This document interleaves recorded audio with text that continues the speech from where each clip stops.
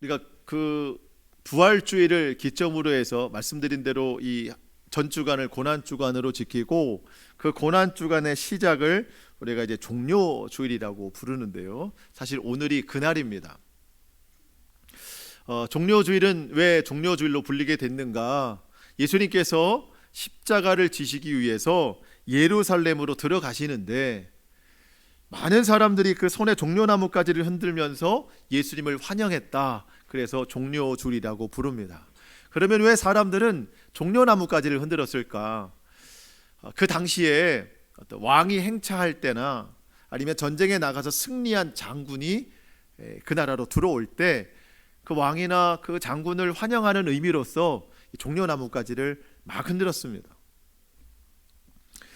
지금 예수님을 환영하는 사람들이 그런 의미로 예수님을 환영할 때 저분이 우리의 왕이시다, 저분이 우리에게 승리를 주시는 분이시다, 그런 의미로 종려나무가지를 흔드는 거예요. 충분히 그럴 수 있는 것이, 지금 이렇게 흔들고 있는, 종려나무가지를 흔들고 있는 많은 사람들은 그동안 예수님이 행하신 놀라운 기적들을 본 사람들입니다. 그 예수님이 십자가에 달리시던 그때가 유대인의 절기로 유월절인데, 유월절은 유대인들이 다 예루살렘에 모여요. 뭐 우리나라로 치자면 서울에 있는 가장 큰 교회로 다 모이는 것과 같아요. 그때는 그 나라 사람뿐만 아니라 해외에 나가 있는 그 많은 유대인들까지도 다 귀국해서 그 예루살렘 성전으로 다 모입니다. 그때 이 열렬히 예수님을 환영하던 종려나무가지를 흔들고 있던 그 사람들은 대부분 예수님의 고향인 그 갈릴리, 물론 베들레헴에서 나셨지만 어려서부터 자라시고 놀라운 기적들을 베푸신 갈릴리 지역에 있던 사람들이 유월절을 지키기 위해서 예루살렘까지 내려온 거예요. 그 사람들은 예수님의 놀라운 기적들을 굉장히 많이 봤어요. 그래서 저분이 우리에게 기적을 베푸실 분이시다, 저분이 우리의 왕이시다, 저분이 우리에게 있는 지금 억압과 이 모든 고통 속에서 해방을 시켜주실 분이시다, 이제 그렇게 예수님을 맞이하고 있는 겁니다. 사실 여러분, 예수님이 그러한 기적, 성경에 보면 표적이라고 나와 있는데 그 표적을 보이신 이유는 예수님이 누군가를 알려주시기 위한 거예요. 예수님은 단지 사람이 아니라 하나님이시다, 그들을 구원하러 오신 분이시다라는 것을 알려주시기 위해서 그 표적을 보여주셨는데, 사람들은 그것에 관심이 없고 여전히 그 기적만 바라면서 그 종려나무가지를 흔들고 있는 겁니다. 이와 관련된 성경 구절을 한번 좀 보시겠는데요, 요한복음 12장 12절 13절. 그 이튿날에 명절에 온 큰 무리가 예수께서 예루살렘으로 오신다는 것을 듣고 종려나무가지를 가지고 맞으러 나가 외치되 호산나 찬송하리로다, 주의 이름으로 오시는 이 곧 이스라엘의 왕이시여 하더라. 그러니까 왕으로 맞이하고 있는 거예요, 구원자가 아니라. 그러면서 이에 무리가 예수를 맞으면 그 이유가 뭐예요? 이 표적 행하심을 들었음이로라. 어떤 표적인가 봤더니 예수님이 들어오시기 바로 전에 죽은 나사로를 살리신 것이 소문이 난 거예요. 죽은 자도 살리시는 분이시니 지금 우리가 이 로마의 압제, 그 통제, 고통 속에 있는 이 상황에서 우리를 해방시켜 줄 분, 가난한 자에게 부유함을 주실 분, 약한 자에게 건강을 주실 분, 무능한 자에게 능력을 주실 분, 바로 이분이시다 하면서 종려나무가지를 막 흔드는 거예요. 여러분, 간절함이 클수록 목소리가 커지잖아요. 호산나 찬송하리로다. 그들의 목소리가 커지는 이유는 그런 마음의 간절함이 있기 때문이에요. 종려나무가지를 더 요란하게 흔드는 이유는 그 마음의 소원이 그만큼 크기 때문이에요.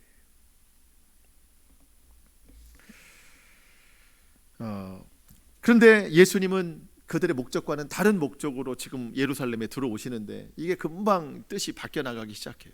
자, 여러분, 예루살렘에 오기까지, 그 예루살렘 성읍에 들어오시기까지 사람들이 종려나무가지를 흔들었고, 그 성읍 예루살렘에 들어가셨더니 다른 반응이에요. 거기에 들어갔더니 냉랭해요. 왜 그런가 했더니 그 예루살렘 성읍에는 그 당시 종교 지도자들인 대제사장, 서기관, 또 우리가 잘 아는 이 바리새인들이 그 성읍 안에 있는 겁니다. 이 사람들은 예수님을 환영하지 않아요. 예수님을 죽이고자 하는 마음이 있습니다. 왜 그런가 했더니 이 사람들의 관심은 온통 이 많은 사람들에게 높임받는 것에만 관심이 있어요. 근데 자기들을 높여주던 사람들이 지금 종려나무가지를 흔들고 예수님을 높이고 있으니까 마음에 안 드는 거예요. 그리고 여러분, 우리가 마태복음을 쭉 봐오셔서 아시지만 이 바리새인들, 대제사장들은요, 맨날 예수님에게 책망만 들었어요. 외식하는 자들아, 뭐 독사의 새끼들아, 이러면서 늘 책망만 들었어요. 왜 그랬죠? 겉과 속이 달라요. 겉으로는 하나님을 잘 섬기는 척하면서 그 속으로는 욕심, 탐욕, 더럽고 추한 것들이 그 속에 가득했어요. 오직 그냥 사람들로부터 인정받고 칭찬받고 높임받는 것만 좋아했습니다. 그런데 그 인정과 높임이 예수님께로 다 향해 있으니까 마음이 좋지 않아요. 다르죠? 예루살렘 성 밖에 종려나무가지를 흔드는 사람, 성 안에 냉랭한 분위기. 근데 여러분, 얼마 시간이 지나지 않아서 이 둘은 하나가 됩니다. 어떻게 하나가 되죠? 예수님을 십자가에 못 박는 것으로 하나가 됩니다. 예루살렘 성전 들어가기 전에 환영했던 이 사람들이 마음이 바뀐 거예요. 자기들이 원하는 것을 해주지 않으니까 예수님을 십자가에 못 박으라고 말이 바뀌어요. 그동안은 호산나 찬송하리라 외쳤던 그 목소리가 저 예수를 십자가에 못 박으라는 말로 바뀌고, 그 손에 들렸던 종려나무가지를 내려놓고 그 손가락질과 폭행으로 예수님께 고통을 줍니다.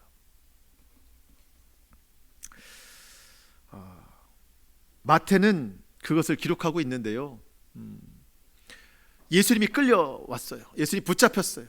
대제사장이 예수님을 앞에 놓고 사람들에게 의견을 묻습니다. 이 예수를 어떻게 하랴? 마태복음 26장 66절, 너희 생각은 어떠하냐? 사람들에게 물어봐요. 그랬더니 뭐라고 대답하죠? 그는 사형에 해당하니라. 그러면서 67절, 너무 마음 아파요. 이에 예수의 얼굴에 침 뱉으며 주먹으로 치고 어떤 사람은 손바닥으로 때리며. 여러분, 얼마 전까지 호산나 외치던 그 입으로 예수님께 침 뱉습니다. 종려나무까지 흔들던 그 손으로 예수님을 치고 예수님의 뺨을 때리고, 사람들이 예수님을 조롱합니다. 이르되 그리스도야, 우리에게 선지자 노릇을 하라. 너를 친 자가 누구냐? 조롱하는 거예요. 사람들이 예수님을 잘못 알고 있기 때문에, 잘못 믿고 있기 때문에 이런 행동하는 겁니다. 여러분, 우리가 예수님을 잘 믿어야 돼요. 잘못 믿으면 우리도 저렇게 할 수 있어요. 어쩌면 우리는 충분히 이미 예수님을 배반하고 있는지도 모르겠습니다. 여러분, 우리가 예수님을 믿는 이유는 하나예요. 하나. 오직 예수님만이 하실 수 있는 게 있기 때문에 그거를 믿는 거예요. 그게 뭐냐면 구원입니다. 구원. 오직 예수님만이 우리를 구원하실 수 있어요. 우리가 예수님을 잘못 알고 잘못 믿는 것 중에 하나가 뭐냐면 예수님을 어떤 가능성 중에 하나라고 믿을 때가 있어요. 내가 성공하고 싶은데 교회 가면, 예수 믿으면 잘 된다더라. 그 성공의 가능성으로 예수님 믿는 거예요. 교회 가면, 예수님 믿으면 병 고쳐준다더라. 그 고침의 가능성으로 예수를 믿는 사람들. 교회 가면 복 받는다더라. 돈 번다더라. 축복해 준다더라. 그 축복의 가능성으로 예수를 믿는 거예요. 여러분, 기도는 할 수 있어요. 우리가 어려운 일이 있을 때, 낙심된 일이 있을 때, 몸이 아플 때 낫기를 바라고 회복을 바라는 기도할 수 있습니다. 여러분, 그런데 그게 우리의 목적은 아니에요. 하나님의 뜻이 가장 놀라운 그 역사가 되는 거예요. 여러분, 가능성은 더 큰 가능성이 있을 때 이전에 가지고 있던 것을 버리게 됩니다. 여러분 축복받기 위해서 예수를 믿는 사람이 있잖아요. 근데 누군가 주변에 그 사람에게 뭐 취직을 시켜준다든가 뭐 돈을 준다든가 그러면 그 가능성을 쫓아서 그 사람은 떠나게 되는 거예요. 예배 안 드립니다. 예수님 안 믿어요. 가능성을 거기에 두는 사람.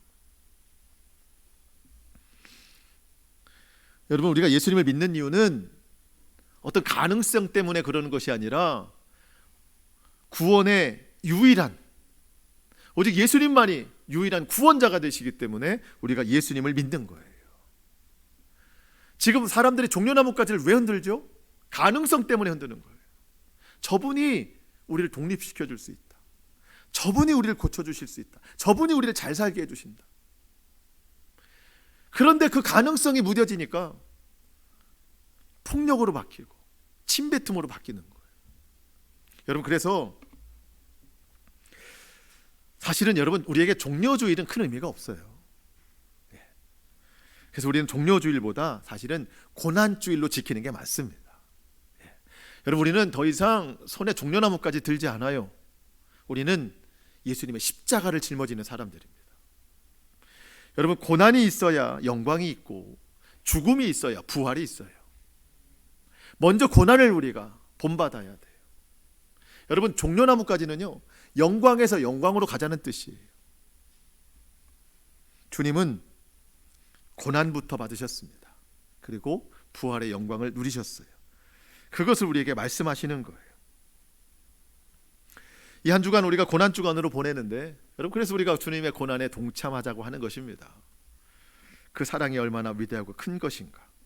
제가 오늘 사실 뭐 우리가 절기로는 종려주일이라고 부르지만 사실 저는 이제 고난으로 받아들여서 오늘 이 주일에 어떤 말씀을 전할까 기도하던 중에 하나님이 주신 본문이 오늘 말씀이에요. 오늘 말씀은 참 쉽게 이해되지는 않아요. 그래서 오늘 이 말씀을 어떻게 잘 설명을 드릴 수 있을까 참 고민도 많았어요. 어쨌든 여러분, 설명을 해드리는데 들어보면 또 간단해요. 예수님만이 우리의 구원이시다. 예수님의 피만이 우리의 죄를 사해 주신다. 그건데 이게 성경적인 근거로 우리가 알아야지 그냥 뜬구름으로 알면 안 되겠다 싶어서 제가 오늘 성경적인 근거로 그 말씀을 알려드리려고 하는 거니까 여러분 한번 잘 들어보시고 내 마음에도 확정이 되고 또 이 세상에 복음을 전할 때도 이 의미가 좀 잘 전달됐으면 좋겠습니다. 자, 여러분, 우리가 이 두꺼운 성경책 여러 가지 정말 좋은 말씀, 귀한 말씀들이 많지만 저는 오늘 본문 27절이 정말 너무 중요하다고 생각이 됩니다. 27절 말씀 한번 같이 읽어보겠습니다. 시작. 한 번 죽는 것은 사람에게 정해진 것이요 그 후에는 심판이 있으리라. 한 번 더 시작.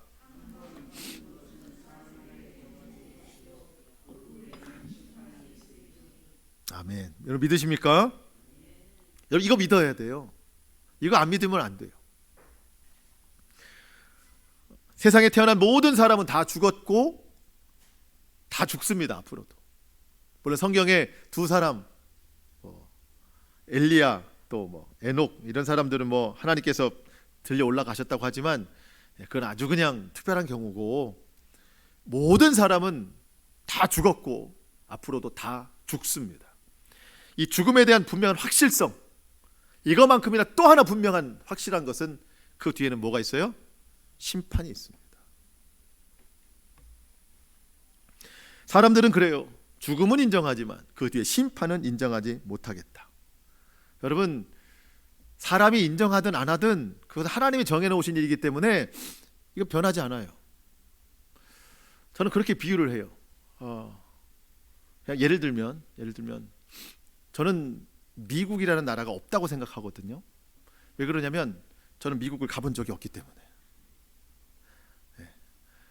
가본 적이 없기 때문에 없다고 생각해요. 그럼 사람들이 그러죠. 무슨 엉뚱한 소리를 하느냐. 아니 당연히 있는 걸 왜 없다고 하느냐. 아니 난 가본 적이 없어. 근데 왜 있다고 그래? 없는 거지. 천국이 어디 있어? 라고 얘기하는 사람이 있어요. 왜? 없다고 생각하고 믿지 않으니까. 근데 여러분, 한국도 있고 중국도 있고 미국도 있고 또 국이라는 나라가 뭐가 있죠? 예, 영국도 있고 천국도 있어요. 예, 있습니다. 그거는 인정하든 안 하든 분명한 진리예요.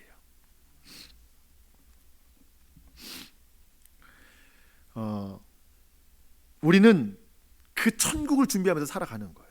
근데 여러분, 사람의 생명, 호흡이 끊어지면 그 심판을 준비할 수가 없어요. 그래서 우리가 생명 있는 동안에 그 죽음 뒤에 있는 심판을 준비하는 겁니다. 여러분, 그래서 노후 대책보다 더 중요한 것이 사후 대책이에요. 죽음 이후를 우리가 준비하면서 살아가야 됩니다. 노후 대책도 물론 중요하지만 그 죽음 이후를 지금 잘 준비하지 않으면 그 심판 견딜 수가 없어요. 사후 대책 한 가지예요. 믿음. 예수님 잘 믿으면 됩니다. 그런데 믿는 것도 종려나무까지 흔드는 믿음으로는 안 돼요.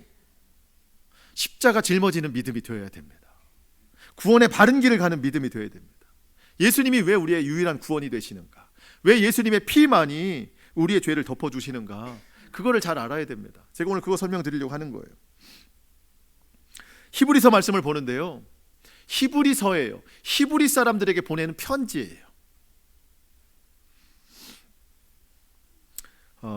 왜 이거를 썼는가? 히브리서 기자는요, 예수님의 구원과 구약의 율법에 기록된 이 제사를 서로 비교해서 참된 구원은 예수님의 피의 구원이 있다는 걸 설명을 하는 겁니다. 지금부터 좀 복잡해지기 시작하는데요. 자, 왜 이런 글을 썼는가?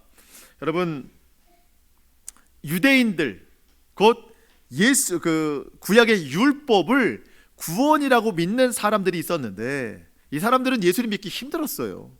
예.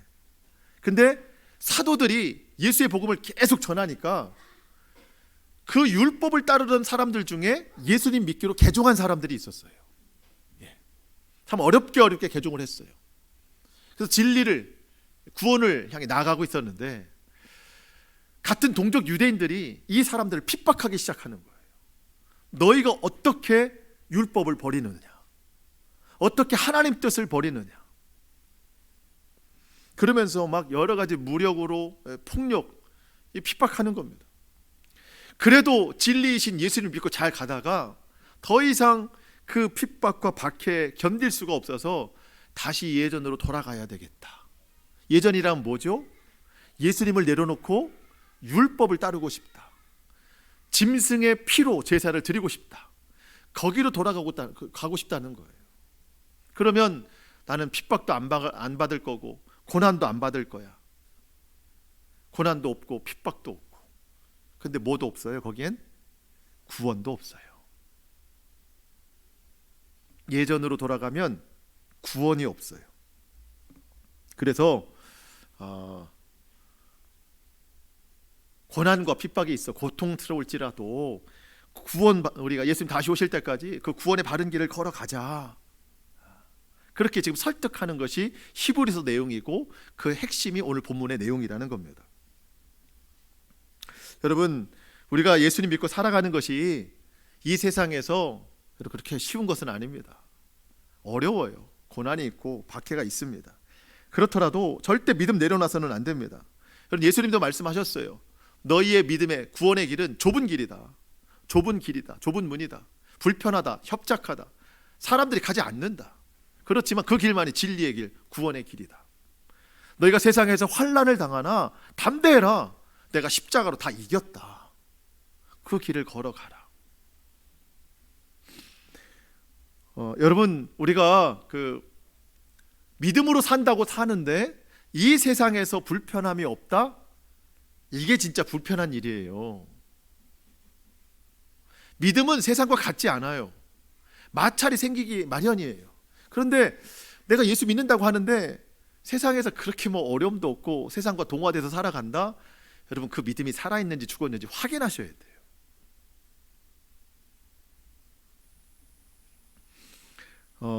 믿음이 생생하다면, 살아있다면 당연히 세상과 맞지 않기 때문에 어떤 식으로든 고난이 올 수밖에 없습니다. 일부러 당하는 고난이 아니라 당연한 고난이라는 거예요. 자, 히브리 기자는요, 예전으로 돌아가려고 하는 유대인들에게 절대 그러면 안 된다, 이유를 설명하는데 오늘 핵심은 이거예요. 예전으로 돌아가서 너희가 지금 행하려고 하는 구약의 율법, 그 제사, 짐승의 피, 이런 것들은 구원의 모형, 그림자일 뿐이지 그게 구원은 아니다. 구원의 실제는 누구다? 예수 그리스도다. 오늘 이것만 기억하시면 되고, 여러분 이것만 잘 기억해도요, 여러분 절대 이단, 사이비 종교 집단에 넘어가지 않아요. 제가 이따가 이제 그 말씀도 드릴 거예요. 근데 오늘 본문은 좀 이해하기는 좀 어려운데 제가 설명을 좀 해드립니다. 자, 오늘 본문 23절인데요. 한번 앞에 자막을 좀 보실까요? 한번 같이 읽어보겠습니다. 시작. 그러므로 하늘에 있는 것들의 모형은 이런 것들로서 정결하게 할 필요가 있었으나 하늘에 있는 그것들은 이런 것들보다 더 좋은 제물로 할지니라. 아멘. 자, 설명드립니다. 하늘에 있는 것들의 모형, 하늘에 있는 것들의 모형, 그러니까 하늘에 있는 게 아니라는 뜻입니다. 그렇죠? 하늘에 있는 것의 모형이니까 그건 하늘에 있는 게 아닙니다. 그럼 하늘의 반대는 뭐예요? 땅에 있는 걸 이야기하는 겁니다. 하늘에 있는 것들의 모형, 땅에 있는 것, 그것은 이런 것들로 정결하게 할 필요가 있었으나, 이런 것들은 잠시 뒤에 설명을 드립니다. 그러니까 하늘에 있는 것들의 모형, 땅에 있는 것이 뭔가 봤더니 성전입니다. 이 성전, 하나님의 성전. 성전은 과거 구약에서는 이런 것들로 정결하게 할 수 있었다. 그렇지만 모형이 아니라 하늘에 있는 실제, 그거는 더 좋은 걸로 해야 된다. 그 좋은 제물이 바로 예수 그리스도시다. 자, 그러면 땅에 있는 건 뭘로 정결케 하나? 이거예요.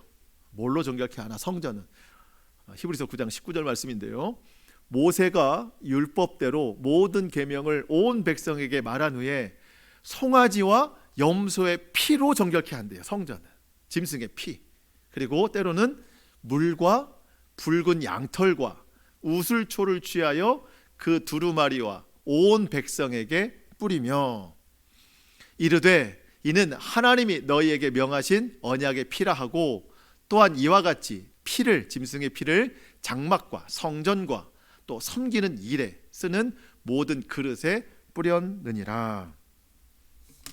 자, 이렇게 설명이 됩니다. 자, 여러분 오늘 그런 거죠. 여러분 성전에 오셨어요. 말씀드리겠지만 사실 구약의 예법으로 보면, 율법으로 보면 사실 여러분 여기까지 못 들어오세요. 여러분들은 저쪽 식당 쪽까지만 들어오실 수가 있어요. 구약의 예법이 그렇습니다. 여기는 성소라고 해서 여기는 제사장들만 들어올 수 있는 곳입니다. 저 성전 뜰까지만 여러분 들어오실 수 있는데, 거기에서 여러분들이 이 죄 사함을 얻기 위해서 여러분들 어떤 소유대로 좀 부유한 사람은요, 송아지의 피를, 또 염소의 피를, 양의 피를, 또 새의 피를 이렇게 막 피를 뿌려가지고 그걸 다 모아가지고 제사장에게 주는 거예요. 제사장이 이제 들어와서 피를 뿌리는 건데, 여러분 그 피를 어디다 뿌리냐면은요, 이 성전에 뿌리는 거예요. 제사장이 갖고 들어와가지고 여기에다가 뿌리는 겁니다. 그리고 그릇들에 뿌리라고 그랬거든요. 그릇, 성전의 기물들에 뿌리는 건데, 제가 이 강대상에도 피를 뿌리고, 뭐 헌금대에도 피를 뿌리고, 십자가에도 피를 뿌리고, 뭐 여기저기 의자에도 피를 뿌리고, 다 피를 뿌리는 거예요. 짐승의 피. 여러분 그 짐승의 피를 뿌리면 여러분의 그 죄가 없어지나요? 여러분 그거는 죄가 없어지지 않아요. 짐승의 피를 가지고는. 한번 보실까요? 히브리서 10장 4절. 이는 황소와 염소의 피가 능히 죄를 없이 하지 못함이라. 여러분 짐승의 피로는 사람의 죄가 사해지지 않습니다. 그러면 왜 하나님은 구약 율법에 짐승의 피를 자꾸 뿌리라고 하셨나? 이거예요. 그러나 이 제사들에는, 피의 제사에는 해마다 죄를 기억하게 하는 것이 있나니, 짐승의 피를 바침으로써 내가 죄인이지, 난 또 죄를 지었지.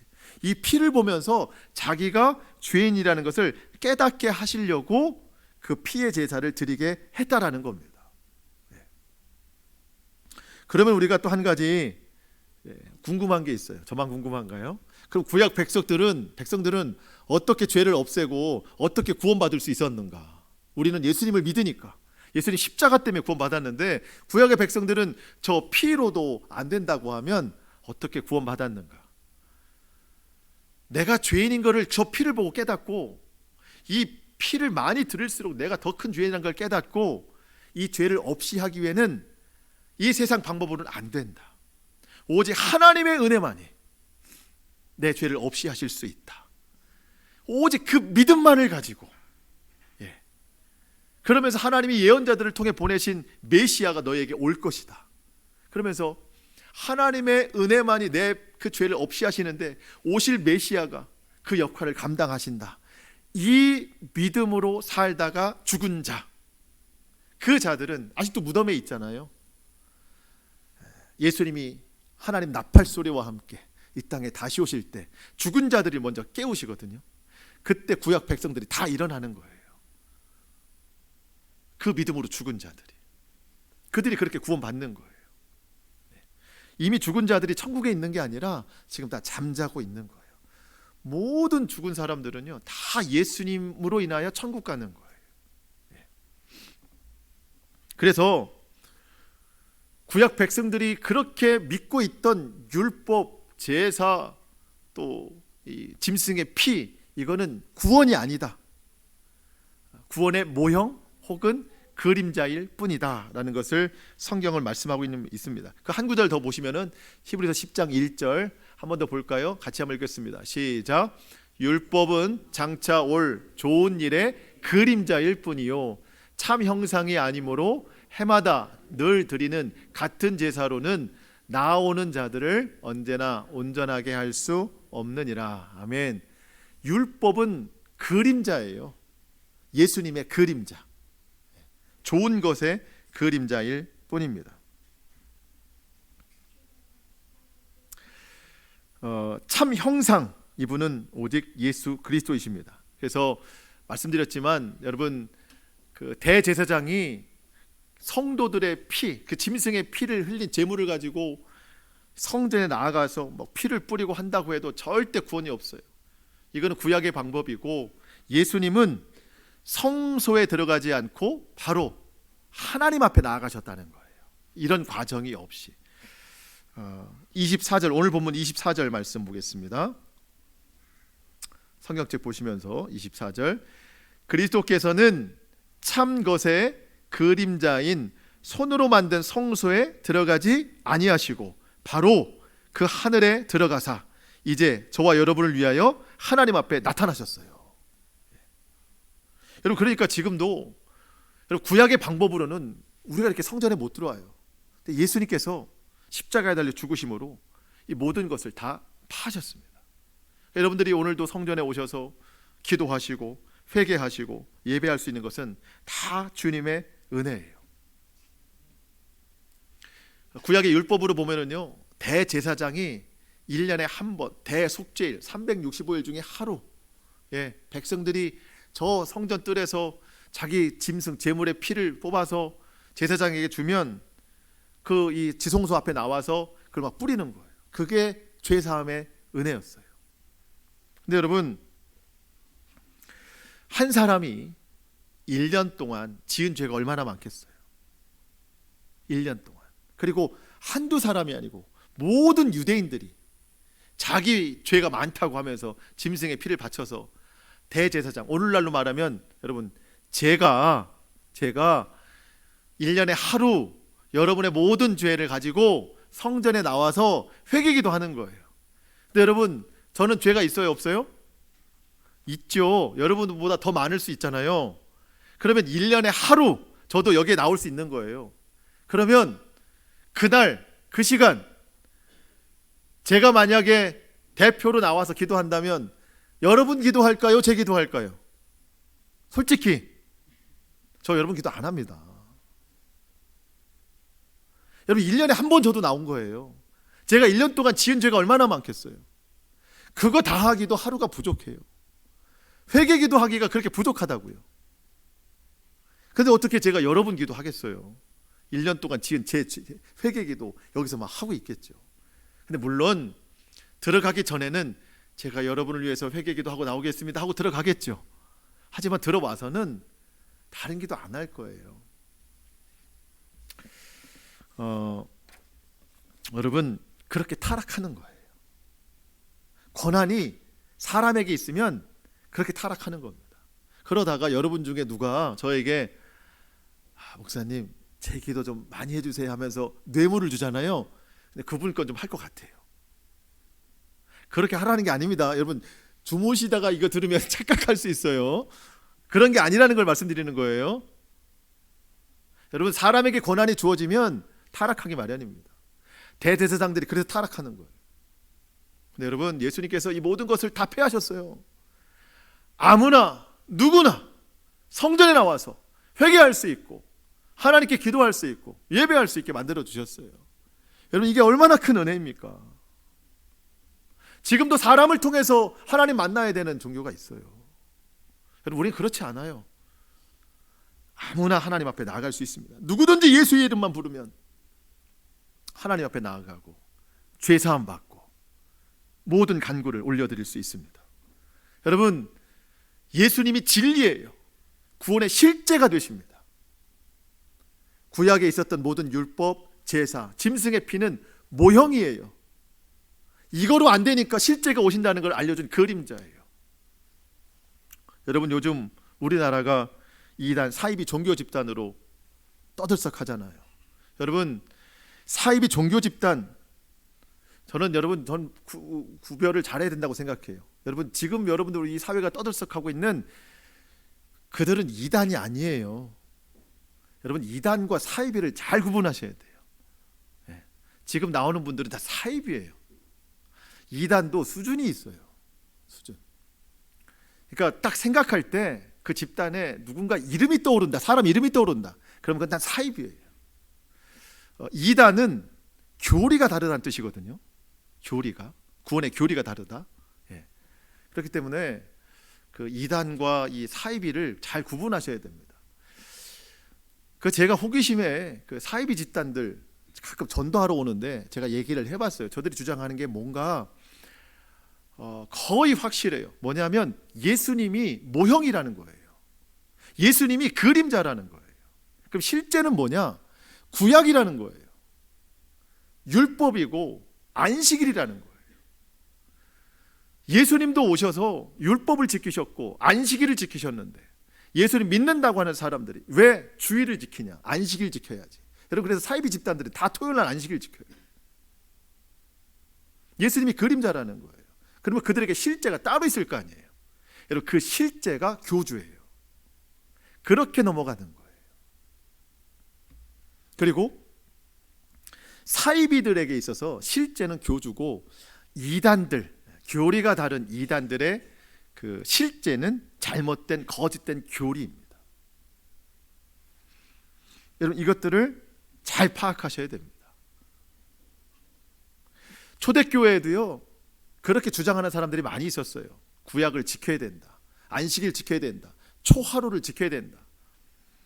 사도 바울이 이것을 정확하게 정리해 줬습니다. 골로새서 2장 16절. 그러므로 먹고 마시는 것과 절기, 초하루나 안식일을 이유로 누구든지 너희를 비판하지 못하게 하라. 우리가 주일을 지키는 것에 대해서 이단 사이비 집단들이 우리를 비판하지 못하도록 정확하게 알라는 거예요. 뭐죠? 17절.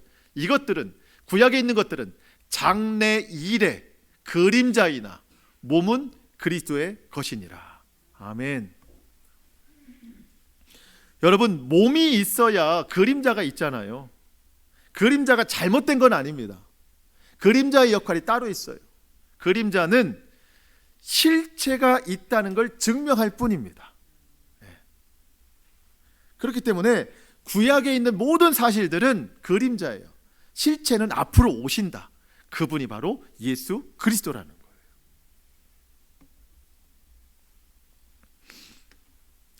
자, 이제 결론 부분으로 다다르는데요. 자, 이제 중요한 말씀이 이제 이겁니다. 예수님은 이 땅에 한 번 오셨고 다시 한번 오십니다. 하나님이 두 번 보내셨어요.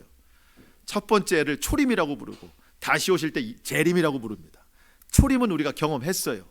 그 주님이 왜 오셨는가가 여러분 26절에 소개가 됩니다. 26절, 오늘 본문 26절. 좀 복잡한데요, 제가 기억하라는 말씀만 기억하시면 됩니다. 26절 시작. 그리하면 그가 세상을 창조한 때부터 자주 고난을 받았어야 할 것이로되 이제 자기를 단번에 제물로 드려 죄를 없이 하시려고 세상 끝에 나타나셨느니라. 첫 번째 오신 목적, 죄를 없이 하시려고. 세상 끝에 나타나셨다, 이거는요 다시 오실 때를 말하는 게 아니라 예수님이 십자가에 달려 죽으시고 승천하신 때부터 세상 끝이에요. 그때부터 종말인 거예요. 언제 오실지 모르기 때문에. 자, 예수님이 처음 초림하신 이유는 죄를 없이 하시려고, 우리의 죄를 사해 주려고, 십자가에 달려 죽으시려고 오셨어요. 다시 오시는 이유는 뭘까요? 마지막 28절 시작. 이와 같이 그리스도도 많은 사람의 죄를 담당하시려고 단번에 들이신 바 되셨고, 자, 구원에 이르게 하기 위하여 죄와 상관없이 자기를 바라는 자들에게 두 번째 나타나시리라.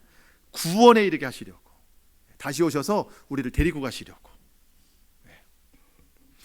여러분, 우리는 첫 번째와 두 번째 사이에 살고 있는 사람들입니다. 죄를 없이 하시려고 오신 예수님을 만났고 구원하려 오시는 예수님을 기다리고 있습니다. 그러면 우리가 무엇하고 살아야 되는지 분명해졌어요. 죄를 없이 해야 됩니다. 죄 짓지 않기를 노력해야 됩니다. 죄와 싸우되 피 흘리기까지 싸워야 돼요.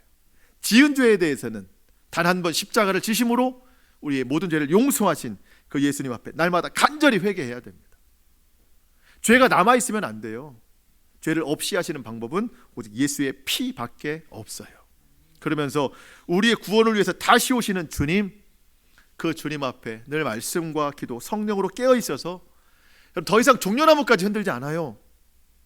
십자가를 짊어지고 날마다 예수의 길을 따르는 삶, 그것이 다시 오실 주님을 맞이하는 준비예요. 말씀을 마치겠습니다. 여러분, 너무나도 당연한 것 같았는데 이 엄청난 은혜예요. 우리가 오늘 성전에서 예배할 수 있는 거, 그리고 내 모든 죄를 사해 주신 거, 오직 예수의 피밖에 없네. 여러분, 그 의미를 생각하면서 이 한 주간도 우리가 살아갈 수 있는 이유는 내게 주신 십자가예요. 십자가를 짊어지고 그 주님 뜻에 동참하는 사랑과 순종과 섬김과 희생이 있는 저와 여러분의 모든 삶이 될 수 있기를 주님의 이름으로 축복합니다. 아멘. 기도하시겠습니다.